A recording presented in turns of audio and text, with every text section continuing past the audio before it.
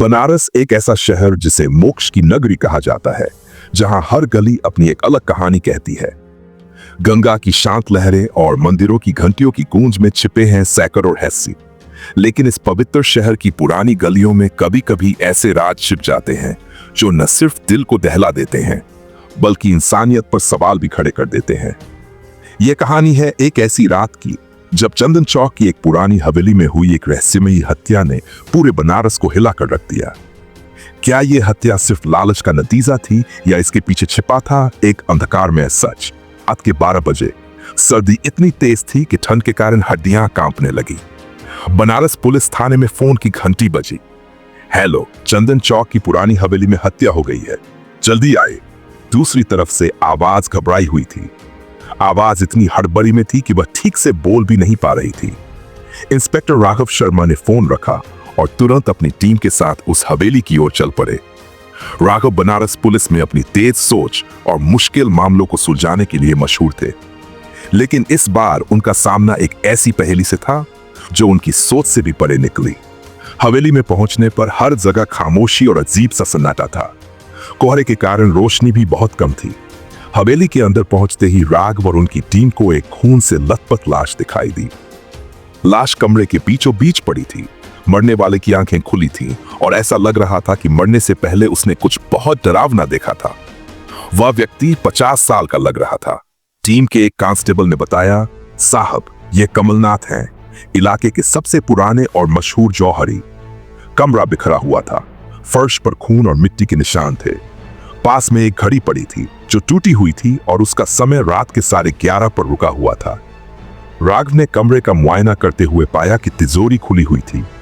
तिजोरी के अंदर गहने और पैसे गायब थे, लेकिन एक छोटा सा कागज का टुकड़ा वहां रखा हुआ था। उस पर लिखा था, जो सच जानना चाहता है उसे अंधेरे में देखना होगा। यह अजीब संदेश देखकर राघव को लगा कि मामला साधारण चोरी या हत्या का नहीं, बल्कि इसके पीछे कोई गहरा षड्यंत्र छिपा है। कमलनाथ के परिवार में उनकी पत्नी माया और उनका 25 वर्षीय बेटा आरव थे। माया घबराई हुई थी, उसका चेहरा सफेद पड़ चुका था। आरव, जो हाल ही में दिल्ली से लौटा था, गुस्से में था और अपनी आंखें बचा रहा था। राघव ने माया से पूछा, क्या आपके पति की किसी से दुश्मनी थी? माया ने कहा, हाँ, उनके छोटे भाई विक्रम के साथ पुरानी जमीन को लेकर झगड़ा चल रहा था। वह हमेशा हमें नुकसान पहुंचाने की धमकी देता रहता था।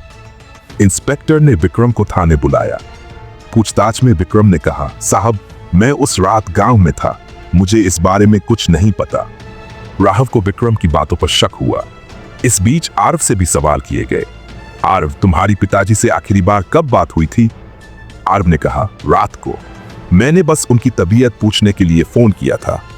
लेकिन आरव की बेचैनी, उसका बार बार पसीना पोंछना और उसकी आवाज में घबराहट राघव को कुछ और ही कहानी का इशारा दे रही थी। घटनास्थल पर मिले मिट्टी के निशान फॉरेंसिक जांच के लिए भेजे गए। रिपोर्ट में पता चला कि वह मिट्टी पास के जंगल की थी। जंगल? इनका वहां क्या काम हो सकता है? राघव ने खुद से कहा। उन्होंने कमलनाथ के फोन रिकॉर्ड की जांच की। पता चला कि मरने से पहले उनकी आखिरी बातचीत आरव से ही हुई थी। जंगल के सुराग ने जांच को नई दिशा दी। राघव अपनी टीम के साथ जंगल की ओर निकले। जंगल में एक गुफा मिली। गुफा अंदर से बहुत पुरानी और रहस्यमय लग रही थी। उसकी दीवारों पर वही संदेश लिखा था जो तिजोरी में मिले कागज पर था, जो सच जानना चाहता है उसे अंधेरे में देखना होगा। गुफा के अंदर राघव को एक बैग मिला। बैग में नकली गहने, पैसे और कुछ पुराने दस्तावेज थे।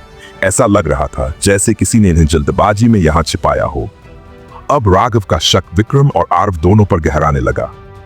राघव ने सच्चाई जानने के लिए एक जाल बिछाया। उसने विक्रम, माया और आरव को हवेली बुलाया। कमरे की लाइट बंद कर दी गई और एक टॉर्च की रोशनी फर्श पर डाली गई। खून के धब्बे एक लाइन में बने हुए थे जो अलमारी तक जा रहे थे। राघव ने अलमारी खोलकर देखा तो वहां से एक गुप्त दरवाजा निकला। दरवाजा तहखाने में खुलता था। तहखाने में चोरी का सारा सामान रखा हुआ था। साथ ही वहां वह चाकू भी मिला जिससे कमलनाथ की हत्या की गई थी। अब आरव और विक्रम दोनों घबरा गए। सच बोलो वरना तुम्हारा अंजाम बुरा होगा, राघव ने सख्ती से कहा। विक्रम ने टूटकर कबूल किया, साहब, मैं और आरव नकली गहनों का धंधा कर रहे थे। कमलनाथ को इसकी भनक लग गई थी। उन्होंने हमें धमकी दी कि वह पुलिस को सब बता देंगे। डर के मारे हमने उनकी हत्या कर दी। आर्व ने भी अपना जुर्म कबूल कर लिया। राघव ने विक्रम और आर्व को गिरफ्तार कर लिया। माया ये जानकर टूट गई कि उसका अपना बेटा ही उसके पति का हत्यारा निकला। लेकिन राघव के मन में एक सवाल हमेशा बना रहा, क्या इस हत्या के पीछे कोई और गहरा राज है? क्या बाकी सब कुछ सामने आ चुका है या कुछ अब भी छिपा हुआ है? इस हत्या ने कमलनाथ के परिवार को बिखेर दिया, लेकिन हवेली की दीवारों में अभी भी एक ऐसा अंधेरा रहस्य छिपा था जो शायद कभी उजागर नहीं होगा। इस हत्या के गुनहगार विक्रम और आरव तो कानून की गिरफ्त में आ गए, लेकिन इस रहस्यमयी कहानी ने कई सवाल अनुत्तरित छोड़ दिए। क्या कमलनाथ की हत्या सिर्फ धोखे और लालच का परिणाम थी, या हवेली की दीवारों में अब भी कोई अनकहा राज छिपा हुआ है? इंस्पेक्टर राघव का मन हमेशा इस सोच में उलझा रहा कि शायद हर कहानी का अंत उतना साफ नहीं होता जितना दिखता है। गंगा की लहरों की तरह कुछ सच हमेशा गहराई में छिपे रहते हैं।